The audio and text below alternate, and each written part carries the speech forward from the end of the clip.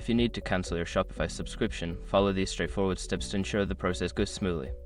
Step 1. Log into your Shopify account. Access your Shopify account by entering your credentials on the Shopify login page. Make sure you are using the account associated with the subscription you wish to cancel. Step 2. Navigate to the settings. Once logged in, locate the settings option in the bottom left corner of the admin dashboard. Click on it to access various account settings. Step 3. Select Plan and Permissions. In the settings menu, find and click on Plan and Permissions. This section contains details about your current subscription plan and options for managing it. Step 4. Click on Cancel Subscription. Scroll down to find the Cancel Subscription option. Click on it to begin the cancellation process. You may be prompted to provide a reason for your cancellation. Step 5. Confirm cancellation. Follow the prompts to confirm your cancellation.